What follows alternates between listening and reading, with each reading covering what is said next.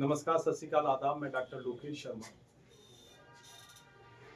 मित्रों, जो पूर्व में आपको एक संदेश हमने प्रसारित किया था परम आदरणीय सर, जिसमें ऑनरेबल 2 हमारे जज साहब उस समय उपस्थित थे, आदरणीय श्री बसंत कुमार इंडिया साहब और परम आदरणीय सर श्री सीपी सिंह साहब, अतिरिक्त जिला जज साहब, जो वर्तमान में आज भी उपस्थित हैं। तो पीछे भी गतिथि में हमने आपको एक संदेश प्रसारित किया था कि 13 दिसंबर जो आने वाला 3 दिन बाद का है, 2 दिन बाद का है, उस समय संपूर्ण भारतवर्ष में लोक अदालत का आयोजन किया जा रहा है, जिसमें हमारे जनपद बुलंदशहर में, चूंकि हम यहीं जनपद बुलंदशहर में निवासित है यहीं के, और यहीं पे हम लोग वकालत करते हैं। तो यहाँ जनपद न्यायालय में जो आगामी आयोजन किया जा रहा है जिस लोक अदालत का, उस लोक अदालत में ऐसे बात जो प्री लिटिगेशन वाले हों, बैंकिंग वाले हों, कर्ज वाले हों जिन्होंने लोन इत्यादि ले रखा है, या जो सिविल डिस्प्यूट जिनके चल रहे हैं, आपसी कंप्रोमाइज चाहते हैं, या अन्य जुर्म स्वीकारोक्ति वाले हों, जो भी भिन्न भिन्न छोटे छोटे सेशन वाले मुकदमे हैं फौजदारी के लिए उसमें स्थिति में, और जो सिविल के डिस्प्यूट हैं किसी भी लेवल के, तो सिविल डिस्प्यूट हो, फौजदारी डिस्प्यूट हो, और उसके साथ साथ जो बैंकिंग प्रक्रिया के जो ऋण इत्यादि वाले हैं, वो सब लोग 13 दिसंबर 2025 को लगने वाली जो लोक अदालत है, जो जनपद न्यायाधीश बुलंदशहर आदरणीय श्री संजय कुमार सिंह जी की अध्यक्षता में और जिला विधिक सेवा प्राधिकरण के सेक्रेटरी आदरणीय श्री शहजाद अली जी के संयोजन में जो यहाँ आयोजित की जा रही है, उसमें अपनी अपनी कोर्टों के माध्यम से वादों को एवं संबंधित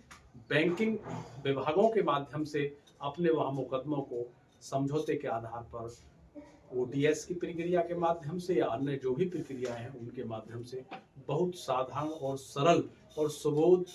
सुगम मार्ग द्वारा निस्तारित करा सकते हैं, समाप्त करा सकते हैं। और एक इसकी और विशेष प्रक्रिया है कि इस का जो निर्णय होता है वो निर्णय किस स्टेज का होता है, उसके विषय में हमारे मध्य में जो बैठे हुए हैं परम आदरणीय सर अतिरिक्त जिला जज साहब श्री सीपी सिंह साहब बताएंगे। और एक और हर्ष का मैं आपको विषय बता दूं, जो लोक अदालत आहूत की जाती है वो जिला विधिक सेवा प्राधिकरण के द्वारा आहूत की जाती है, और जिला विधिक सेवा प्राधिकरण में पूरा जीवन खपा देने वाले, अपने बड़े लंबे अरसे का अनुभव रखने वाले जो कार्यालय सहायक के रूप में, वरिष्ठ सहायक के रूप में यहाँ पदस्थ रहे हैं जिला बुलंदशहर जिला विधिक सेवा प्राधिकरण कार्यालय में, जो नई ऊंचाइयां दी, नए आयाम स्थापित किए हैं, श्री पंकज जौहरी जी हमारे मध्य में उपस्थित हैं, जो बाद सेवानिवृत्ति भी लोक अदालत में जिला विधिक सेवा प्राधिकरण कार्यालय के माध्यम से लोगों के मार्ग को सुगम और सुबोध बना रहे हैं। इसी प्रक्रिया में मैं परम आदरणीय सर श्री अतिरिक्त जिला जज साहब श्री सीपी सिंह साहब से मैं विनम्र अनुग्रह करता हूं कि जो लोक अदालत का जो डिसीजन है, जो डिसाइड है, जो निर्णय है, वो किस स्टेज में हम लोगों को, आम लोगों को काम करता है। जितने पक्षकार विपक्षकार पीड़ित जो भी लोग हैं, जो मेरे विद्वान अधिवक्ता भी हैं, वो भी सुन रहे हैं, तो वो भी परम आदरणीय सर को विशेष और ध्यान आकर्षित करते हुए सुनेंगे। आदरणीय सर।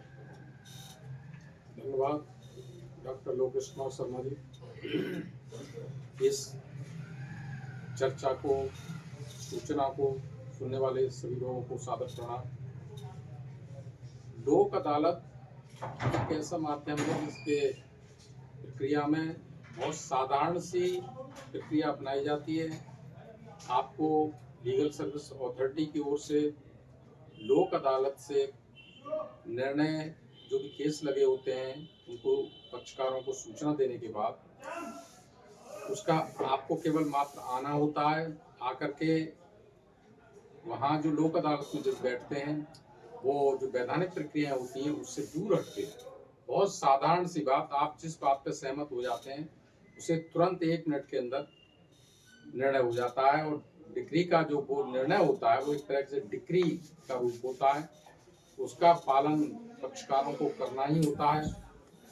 दूसरी सबसे बड़ा ये फायदा है कि इसके निर्णय, लोक अदालत में जितने निर्णय होते हैं उनकी कोई अपील, रिवीजन या अन्य कोई कार्रवाई नहीं हो सकती, और ये हाल वाल चेंज भी नहीं होते हैं। उसके पीछे कारण यह है कि चूंकि समझौते के आधार पर होते हैं। अगर कोई इस संदर्भ में भी एक प्रक्रियात्मक चीज बता दूं कि अगर लोक अदालत में कोई किसी को दूसरे पक्ष को खड़ा होकर के करा लिया हो, ये उन लोगों के लिए विशेष रूप से बहुत जरूरी है, जो नए अधिवक्ता हैं या जो पुराने भी अधिवक्ता हैं उनके लिए भी जरूरी है कि धोखाधड़ी चूंकि लगातार बढ़ती जा रही है, साइबर क्राइम से लेकर के अन्य जगह, तो ऐसा नहीं है कि लोक अदालत में धोखाधड़ी को बढ़ावा नहीं मिलेगा। मान लो अपोजिट पार्टी वाला आया और वो अपने एक तरह से कर गया, उनके साथ 10 दिन बाद दे दूंगा, दूसरा आदमी कर गया उसको, अब उसका चैलेंज होता नहीं, उसको नुकसान पहुंचाना था और यहाँ निर्णय भी कर गया। उसको जो चैलेंज करने की जो प्रक्रिया है वो यहाँ नहीं हो पाती है, फिर उसको रिट में ही जाना पड़ता है कि इनके खिलाफ या तो उसकी डिग्री के कैंसिलेशन के लिए आना पड़ेगा। उसमें जब ये होगा कि जब वो लोक अदालत ने उसको धोखा दिया फ्रॉड के आधार पर होगा, अन्यथा अगर वहाँ जो बैठा हुआ पीठासीन अधिकारी के ऊपर कदाचार के आरोप के आधार पर अगर आप करेंगे तो भी यहाँ नहीं हो पाएगा, वो हाई कोर्ट में ही रिट पड़ेगा कि कदाचार के आधार पर ये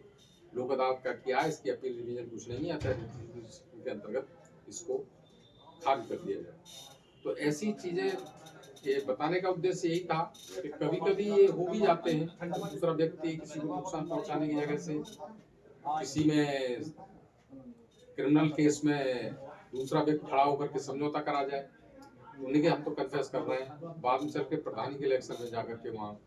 डाल दे, उनके साथ ये तो दंडित हो चुके हैं वहाँ से लोक अदालत से, तो ये इनका तो पर्चा कैंसिल करो, पर्चा कैंसिल करवाइए।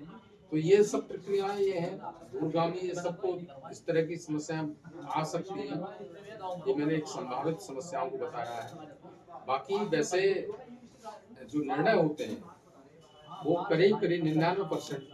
और ये मान लीजिए 99.99% स्थायित्व होता है, वो बदले नहीं जाते। आप किसी भी संदर्भ में करिए, चाहे बैंक के संदर्भ में करिए या कोई छोटे मोटे क्रिमिनल वादों को करिए या अन्य किसी प्रकार के बंटवारे के करिए, सभी निर्णय लोक अदालत द्वारा हो जाते हैं। और मेरी तो अपेक्षा है कि इसका लाभ अधिक से अधिक जनता उठाए, जिसके पास सूचना गई है वो निश्चित रूप से आ जाए, देखें, मेला लगता है, एक अच्छा लगता है, आपको लगेगा कि लोक अदालत का एक मेला ही है, सभी सजा करके बैठते हैं कि आए लोग, तो वो अच्छा भी लगता है। ये मान लीजिए कि न्याय का मेला है, लोक अदालत एक तरह से जैसे मेला लगता है उसी तरह से न्याय का मेला है, आपको बड़ा अच्छा लगेगा, माहौल भी अच्छा रहता है और चूंकि पूरे जिले के लोग आते हैं तो आपको घूमते घामते आपका तो 1 मिनट में हो गया काम, जब आप वहाँ घूमेंगे तो आपको अपने परिवार के रिश्तेदार उनसे मुलाकातें होंगी, इसलिए मेरी सबसे अपेक्षा है कि आप अधिक से अधिक भाग लें। इसी के साथ मैं अपनी वाणी को विराम देता हूँ। जय हिंद, जय भारत। आदरणीय सर ने अभी जो सुना आपने बताया कि ये न्याय का एक मेला है जहाँ से न्याय बड़ा सस्ता और सुलभ और इस रूप में मिल जाता है कि जो उद्देश्य के हल के लिए जो यहाँ अदालत आते हो, तो वहाँ उस मेले में बहुत सारे ऐसे लोग भी हैं जो आपके पीड़ित परिचित रिश्तेदार के रूप में यहाँ पीड़ा को वो भी शांत कराने के लिए, वेदना को खत्म करने के लिए वो भी यहाँ उपस्थित मिल जाते हैं, तो उनसे मुलाकात भी हो जाती है, अपने मुकदमे खत्म हो जाते हैं और हालचाल भी हो जाता है। इसी प्रक्रिया के लिए फिर लास्ट मोमेंट में मैं पुनः आपसे विनम्र अनुग्रह करता हूँ और पूरे जिला विधिक सेवा प्राधिकरण कार्यालय के प्रत्येक यहाँ कर्मचारी अधिकारीगण की ओर से यही निवेदन करता हूँ, पक्षकार विपक्षकार से, जो लोग सुन रहे हैं, आम जनमानस जो भी है, कि जो भी इसे प्रक्रिया को सुन रहे हैं वो आने वाले समय नोट कर लें। 13 दिसंबर 2025 दिन है शनिवार, जो महीने का दूसरा शनिवार होगा, उस महीने के दूसरे शनिवार पर आयोजित आहूत जनपद, प्रत्येक प्रदेश भर के जनपद, पूरे भारतवर्ष के जो जो जहां सुन रहा है, प्रत्येक एक साथ लगेगी हर जगह, तो प्रत्येक व्यक्ति अपने जनपद में जाए और वहां जाकर के जो भी उसका सॉल्यूशन समाधान हो मुकदमे का, प्री लिटिगेशन के आधार पे हो चाहे अन्य विषय पे हो, वो वहां जाकर के उसका लाभ ले। सभी लाभ लेंगे निश्चित रूप से। इन्हीं कामनाओं के साथ कल पुनः फिर करेंगे मुलाकात एक नवीन विषय के साथ। तब तक लेते हैं विदाई।